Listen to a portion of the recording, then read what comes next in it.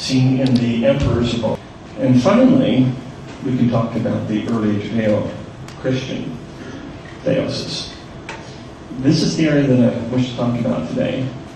This is important because if we can show that there's an independent theosis that appears in the Judeo-Christian tradition around the first century, around the time of Christ, then we can show that this is not influenced necessarily by these other traditions.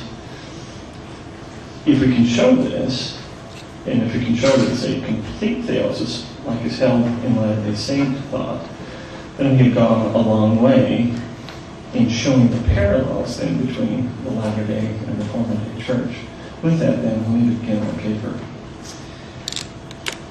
Among the most radical departures of the Church of Jesus Christ of Latter-day Saints from mainstream Christian thought is the belief that we can become like God. This is the much disputed Judeo-Christian doctrine of theosis, the belief that the faithful can attain a level of divinity in the hereafter. Members of the Church believe that faithful men and women have the potential to become like God Himself. This means that we have within ourselves seeds of divinity that will allow us to eventually return to the presence of God as perfected beings of great glory, with an exaltation so great that we will mirror the physical, spiritual, moral perfection of the Father and the Son. Orthodox Christians also hold the doctrine of theosis, but they limit the extent to which we can share the divine nature to a spiritual moral likeness, and or the ability to emulate the celestial humanity of the dual-natured Christ of creedal thought. This paper will discuss the early Judeo-Christian doctrine of theosis. It will be shown how the majority of the Jews living immediately before and after Christ, and essentially all Christians of the first century church, accepted the belief that the faithful would experience an extreme exaltation as part of the process of salvation, with the faithful fully reflecting the divinity of the Father and the Son. In fact, just as Christ was the first fruits of them that slept, 1 Corinthians 15:20, so it will be shown that Christ is the first fruits of the exaltation of God's children. Mainstream Christians are often troubled with the extreme theosis held by members of the Church of Jesus Christ. For the ontological gulf between God and man demanded by classical thought ensures that man could never become like God. They hold that God is a metaphysically other being. He's an absolute noetic entity that statically exists above the chaos and alteration of the universe we dwell in. For classical Christians, God is a being more akin to thought or math, rather than a person in the usual sense of the term. As the only self-existing thing, God created the universe out of nothing, and He continues to exist outside and above the universe of time and space we find ourselves in. Man's relationship to Him is creature to creator, for we would have no existence without His creative act. And the existence of the universe itself is contingent upon His goodwill. He is necessarily the single ground of existence, and because of His unique ontological status as existence itself, it is ontologically impossible that a mere creature could be raised to His level. In short, classical Christians reject the doctrine of theosis of the Church of Jesus Christ because God is demoted from the status of an absolute, ontologically other, noetic entity to a person who exists in space, time, and alteration. And man is promoted from the status of mere creature to a being who is ontologically akin to God. However, the earliest Christians and Jews pictured God and man in a way that is strikingly similar to that of the Church of Jesus Christ. God was seen as the archetypal celestial man in early Judeo-Christian thought, and man is thought to be cast in a spiritual, moral image. The tradition unequivocally declares that God is the original man or archetype after whom all men and women are patterned. And He physically dwells in the celestial realm, or the highest of three heavens. He can be accurately described as a human-like or anthropomorphic person who is physically embodied or corporeal. He is a person who is a citizen of the universe, and He passionately acts within time and space on behalf of His children. Thus God has a face, heart, and hands, and will walk, talk, and act in a manner similar to other men, But his celestial form is vastly superior to the earthly bodies we find ourselves in.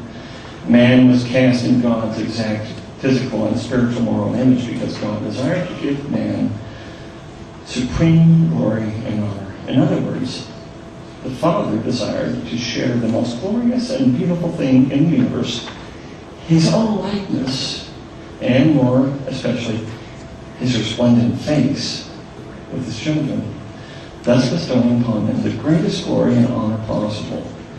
Indeed, early Jews and Christians would have believed that man and God are the same race, with no vast ontological gulf separating the nature of God from the nature of man.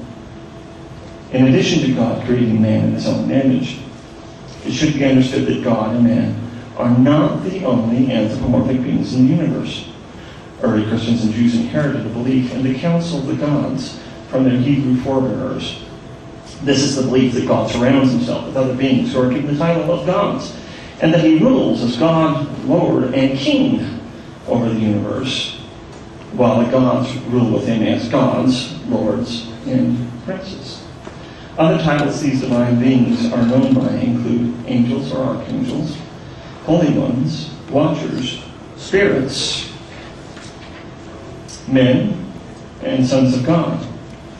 In other words, the most exalted angels of the Old Testament, including the archangels Michael, Gabriel, Raphael, are gods who are enthroned to the left and right of God in the holy of holies of the heavenly temple, with Christians placing Christ at the very right hand of God as the second in command of heaven. The gods are divine beings in their own right, with extreme amounts of holiness, power, glory, and honor, but they cannot match the fullness of holiness, power, glory, and honor possessed by the Father. The gods have an active participation in the governing of the universe, acting as messengers for the heavenly council, an advisory board for God, members of God's heavenly court, and as his heavenly entourage, and making decrees and judgments independent of God within their own stewardships. God, however, gets the final word. And when his decree is made, the members of the council faithfully carry out his command. The gods are also cast in God's physical, spiritual, moral image. And because they have greater honor, glory, power, and holiness than earthly man, they more exactly resemble the resplendent likeness of the Father. Nevertheless, women and men were created to be just a little lower than the gods, or Elohim, themselves, thus showing the close kinship between God, the gods, and mankind. Early Christians, of course, believe that Christ is in the exact image and likeness of God, seeming to say that God and Christ look exactly alike, and that one can identify them only because the Son is enthroned to the right of the Father. Biblical belief, therefore, should be described as monarchic rather than monotheistic, for these ancient peoples would have been fully unaware of the Greek metaphysical abstractions that lie at the foundations of classical monotheism. God, for Hebrews, Jews, and early Christians, is not an absolute ontologically other noetic entity whose existence itself. He is not wholly divorced from the universe, nor does he call the universe into existence out of nothing.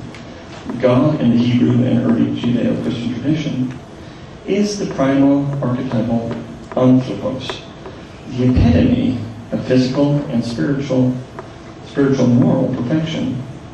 He is the God of God and Lords of Lords, the first and foremost, but not the only, citizen of the universe. God, the gods, and men are all kindred beings of a like ontological status who exist within the universe, and as such, each experiences vocation, duration, and alteration.